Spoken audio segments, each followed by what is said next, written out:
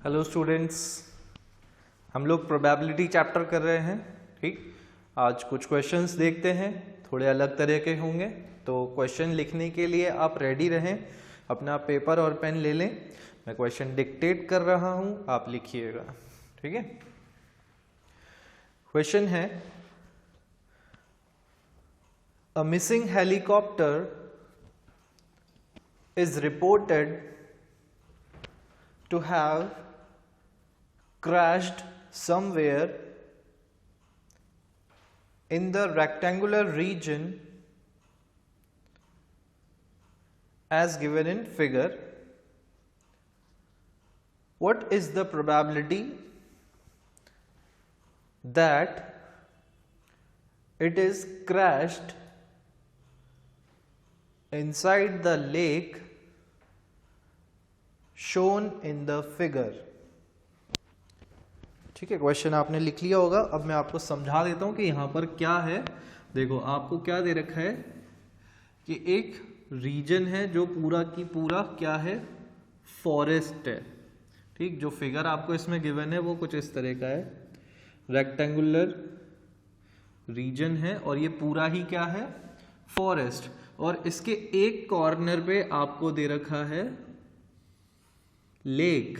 यहां पे आपकी लेक है, ठीक है, ये आपकी लेक गिवन है, ठीक है, और ये पूरा बाकी फॉरेस्ट है। ठीक, यहां पर पूरे ट्रीज वगैरह जो है लगे हुए हैं, जो भी है फॉरेस्ट में एनिमल्स वगैरह, ये सारा आपका फॉरेस्ट वाला रीजन है पूरा, और उसी फॉरेस्ट के अंदर ये एक लेक है। ठीक है, चलिए, तो अब क्वेश्चन में उन्होंने आपसे पूछा, a missing helicopter is reported to have crashed somewhere in the rectangular region. तो उन्होंने बताया कि भाई ये जो रेक्टेंगुलर रीजन है इसके अंदर कहीं जो है हेलीकॉप्टर क्रैश होने के चांसेस हैं। मतलब जो मिसिंग हेलीकॉप्टर है वो यहीं कहीं क्रैश हुआ है, इस रेक्टेंगुलर रीजन में ही कहीं पे वो क्रैश हो गया है। मिसिंग है तो मतलब क्रैश हो गया होगा, है ना। तो उन्होंने बोला कि जो मिसिंग हेलीकॉप्टर है वो यहाँ कहीं क्रैश हुआ है इस पूरे रेक्टेंगुलर रीजन में। ठीक, अब वो आपसे पूछ रहे हैं, what is the probability that it is crashed inside the lake. ठीक, अब हमें बस ये बताना है कि इस बात की क्या प्रोबेबिलिटी होगी कि वो इस लेक में गिरा हो, इस पूरे फॉरेस्ट रीजन में से वो इस लेक में गिरा हो, इस लेक वाले रीजन में गिरा हो। इस बात की हमें प्रोबेबिलिटी निकालनी है ना। तो देखो, कुछ और इन्फॉर्मेशन यहाँ पर गिवन है, वो मैं लिख देता हूँ यहाँ पर। ठीक, ये जो आपको लेंथ गिवन है इस रेक्टेंगुलर रीजन की, ये है आपकी 9 किलोमीटर। ठीक, और ये जो लेंथ आपकी गिवन है, ये वाली आपको गिवन है 4.5 किलोमीटर। ठीक है, और यहां पर यहां से लेके यहां तक की जो लेंथ है वो है 2 किलोमीटर, और ये जो लेंथ है ये है 6 किलोमीटर। ठीक है, आपको एरो हेड्स दिख रहे होंगे, मैंने कहां तक मार्क किए हुए हैं, यहां से लेके यहां तक, यानी कि इस लेंथ तक है ये, और ये जो 2 किलोमीटर लेंथ है वो यहां से लेके यहां तक है। ठीक है, ये सारी इंफॉर्मेशन आपको गिवन है इसमें। चलिए एक बार फिर से क्वेश्चन पढ़ लेते हैं। इन्होंने क्या बोला, what is the probability that it is crashed inside the lake. ठीक, जो हेलीकॉप्टर है इस रेक्टेंगुलर रीजन में कहीं क्रैश हुआ है। अब बस हमें ये पता लगाना है कि वो इसी रीजन में इस लेक में क्रैश हुआ हो, इस बात की क्या प्रोबेबिलिटी है। ठीक, चलिए तो हम बात करें अगर सबसे पहले तो इस रेक्टेंगुलर रीजन के डायमेंशंस की, तो इस रेक्टेंगुलर रीजन का एरिया क्या है, एरिया ऑफ रेक्टेंगुलर रीजन। ठीक, फॉरेस्ट बोल सकते हो आप चाहो तो पूरा, है ना। Area of rectangular reason is, क्या होता है भाई, area of rectangle length into breadth होता है। ठीक, तो लेंथ हमारे पास क्या है 9 किलोमीटर, और ब्रेड्थ क्या है हमारे पास 4.5 5 किलोमीटर। ठीक, हम इसको अगर कैलकुलेट करें, किलोमीटर में है, यूनिट्स है ना, सारी यूनिट्स जो है किलोमीटर में है, याद रखना इस बात को। ठीक, तो ये हो जाएगा 9 5 45, 4 कैरी और ये 40, तो ये हो गया 40.5 किलोमीटर स्क्वायर। ठीक, तो इतना रीजन तो क्या है, पूरा इस रेक्टेंगुलर रीजन का एरिया है। ठीक, और अगर हम कैलकुलेट करना चाहें लेक का एरिया, तो लेक के तो डायमेंशंस हमको गिवन ही नहीं है। ठीक, आप देखो यहाँ पर लेक का तो कोई डायमेंशन मेंशन ही नहीं हो रहा कि ये लेंथ कितनी है, ये लेंथ कितनी है ना, तो मेंशन नहीं है, तो हम खुद कैलकुलेट कर लेंगे, है ना, by figure we can calculate it. ठीक, तो फ्रॉम फिगर, आप चाहो तो यहाँ पे इसको नेमिंग भी कर सकते हो, जैसे ABCD करके, और फिर ये 2 पॉइंट्स को भी आप कुछ मार्क कर सकते हैं, यहाँ पर ये लेक के भी, है ना, वैसे भी कर सकते हैं। ठीक, तो from figure length of lake, lake की लेंथ की बात करें तो देखो ये पूरा आपका 9 है और ये आपका 6 है, तो ये बचा हुआ पोर्शन कैलकुलेट हो जाएगा। तो लेंथ कितनी हो गई, 9 - 6 that is 3 kilometre. Breadth of lake, breadth की बात करें तो आप देखो ये पूरी लेंथ आपकी जो है 4.5 है और ये वाली लेंथ आपकी 2 है, तो बची हुई लेंथ कैलकुलेट हो जाएगी 4.5 - 2। ठीक, तो ये हो जाएगा आपके पास 2.5 किलोमीटर। ठीक है, तो ये हो गया आपका 2.5। देखो यहां मैं मार्क कर देता हूं कि ये वाली जो लेंथ हो गई वो आपकी हो गई 2.5 किलोमीटर और ये वाली जो लेंथ हो गई वो आपकी हो गई 3 किलोमीटर। ठीक है, तो अब हमें लेक के डायमेंशंस पता लग गए, तो एरिया ऑफ लेक हम कैलकुलेट कर सकते हैं। ठीक, अभी आपको समझ नहीं आ रहा होगा कि हम ये एरिया क्यों कैलकुलेट कर रहे हैं, तो बस अभी समझ में आ जाएगा थोड़ी देर में, है ना। तो area of lake, again lake rectangular shape है तो लेंथ इंटू ब्रेड्थ होगा। ठीक, तो लेंथ कितनी है यहाँ पर 3 और ब्रेड्थ कितनी है 2.5, तो हमारा एरिया ऑफ लेक क्या हो गया पूरा 7.5 किलोमीटर स्क्वायर। ठीक, यूनिट गलत नहीं लगाएंगे बिल्कुल भी, है ना, क्योंकि सारे डायमेंशंस किलोमीटर में है और एरिया की यूनिट स्क्वायर की फॉर्म में होती है। ठीक, अब आप यहाँ पर देखो कि हमें इस बात की प्रोबेबिलिटी निकालनी है कि जो हमारा हेलीकॉप्टर है वो इस लेक में गिरे। ठीक, तो प्रोबेबिलिटी का अभी तक जो हमने फॉर्मूला पढ़ा है, किसी भी प्रोबेबिलिटी ऑफ इवेंट का हमने जो फॉर्मूला पढ़ा था वो था अभी तक number of favourable outcomes upon total number of outcomes, यही पढ़ा है अभी तक हमने। ठीक, टोटल पॉसिबल आउटकम्स बोल लें या टोटल नंबर ऑफ आउटकम्स बोल लें, है ना, तो ये फॉर्मूला अभी तक हमने पढ़ा है। तो इसी फॉर्मूले से जो है अब हमारा ये प्रोबेबिलिटी कैलकुलेट करने का फॉर्मूला आएगा, इसे हम बोलते हैं probability of geometrical probability, sorry, है ना, क्योंकि ज्योमेट्री इन्वॉल्व है यहाँ पर, तो हम इसे बोलते हैं ज्योमेट्रिकल प्रोबेबिलिटी, ज्योमेट्रिकल प्रोबेबिलिटी। ठीक, तो हम यहाँ पर ज्योमेट्रिकल प्रोबेबिलिटी कैलकुलेट करने जा रहे हैं। मैंने उसको G से डिनोट कर दिया है ना, आप E से चाहो तो किसी से भी डिनोट कर सकते हो, बस मैंने G लिख दिया। तो यहाँ पर क्या होता है, इस प्रोबेबिलिटी में जो फॉर्मूला यूज होता है वो यही फॉर्मूला है, बस इसको मॉडिफाई कर दिया गया है। ठीक, तो मॉडिफाई करके क्या बन जाता है, ये measure of specified region upon measure of whole region.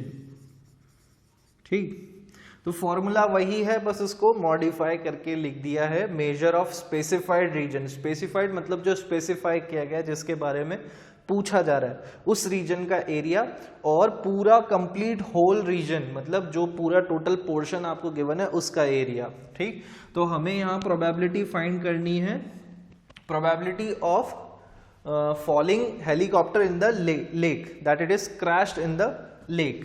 ठीक, तो यहाँ पर हम पहले स्टेटमेंट लिख लेते हैं ताकि पता रहे कि प्रोबेबिलिटी किस चीज की फाइंड हो रही है। ठीक, probability that helicopter crashed in lake। ठीक, हेलीकॉप्टर के लेक में क्रैश होने की प्रोबेबिलिटी। ठीक, तो आप इसको किसी भी अल्फाबेट से डिनोट कर सकते हो, या मैं चाहूँ तो ऐसे भी लिख सकता हूँ, प्रोबेबिलिटी ऑफ लेक, बस समझ में आ जाए उससे, है ना, इस तरह से लिखना है। तो भाई आप देखो, जो लेक वाला एरिया है वो कितना है, हमें लेक में गिरने की ही तो निकालनी है।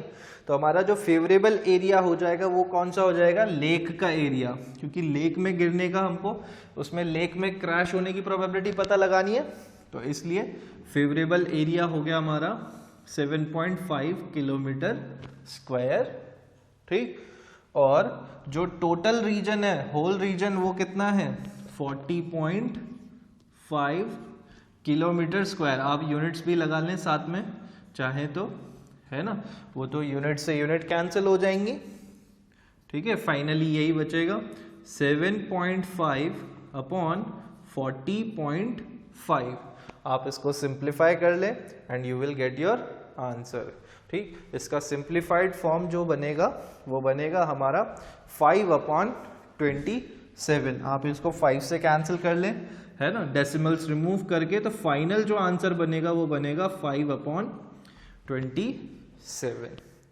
ठीक है, तो this is the final answer. इस तरह से हम जो है ज्योमेट्रिकल प्रोबेबिलिटी को कैलकुलेट करेंगे बाय यूजिंग दिस फॉर्मूला। ठीक, ज्योमेट्रिकल प्रोबेबिलिटी, अगर कोई रीजन्स वगैरह ज्योमेट्री जैसा शेप्स आ जाए तो फिर उस केस में ये फॉर्मूला आप यूज कर लें। ठीक है, नोट डाउन कर लें इसको।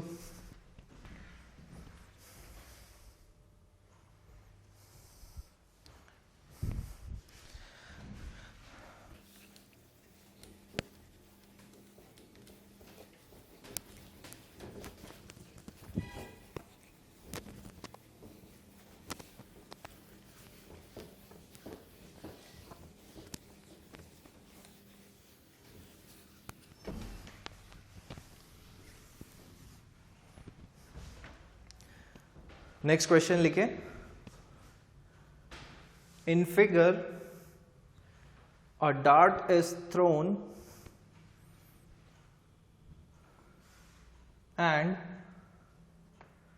Lands, LANDS, lands in the interior of the circle, full stop. What is the probability that the dart will land in the shaded region?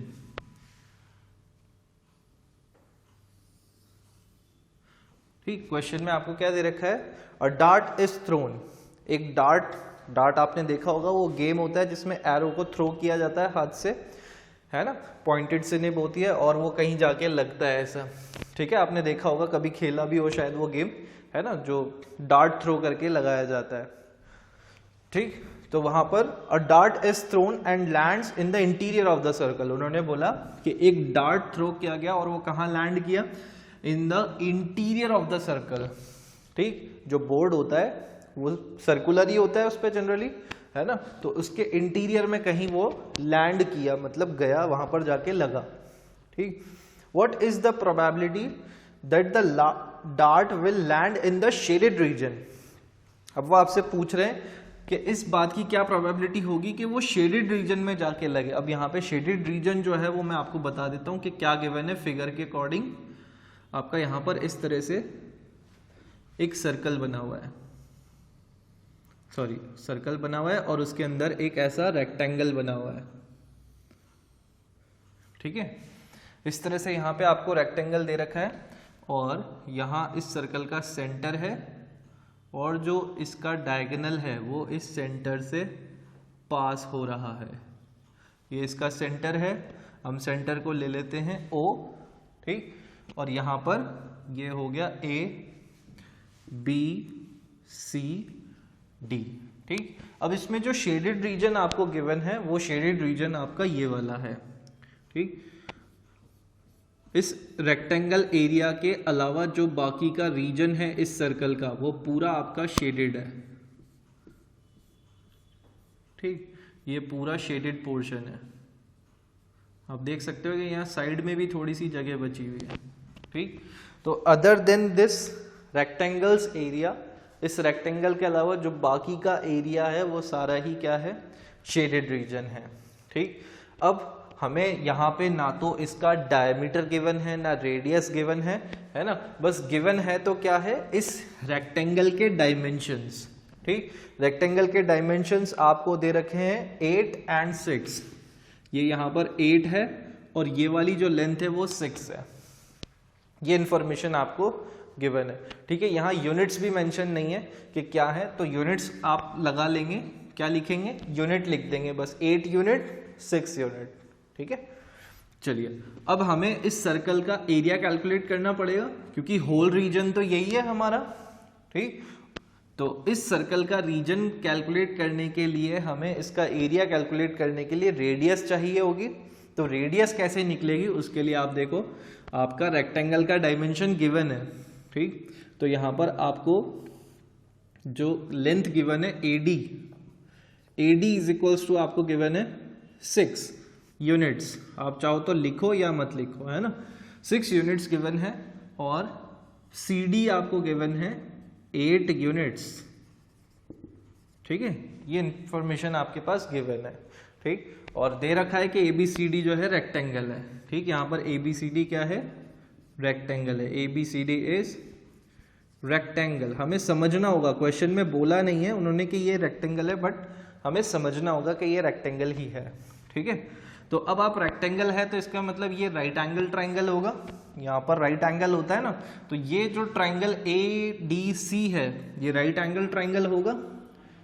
In triangle ADC के अंदर क्या हो जाएगा, AC square is equals to AD square plus DC square. DC लिख लें या CD लिख लें, हमने ऊपर CD लिखा है तो इसलिए बेटर है CD लिखेंगे, तो CD स्क्वायर, ओके।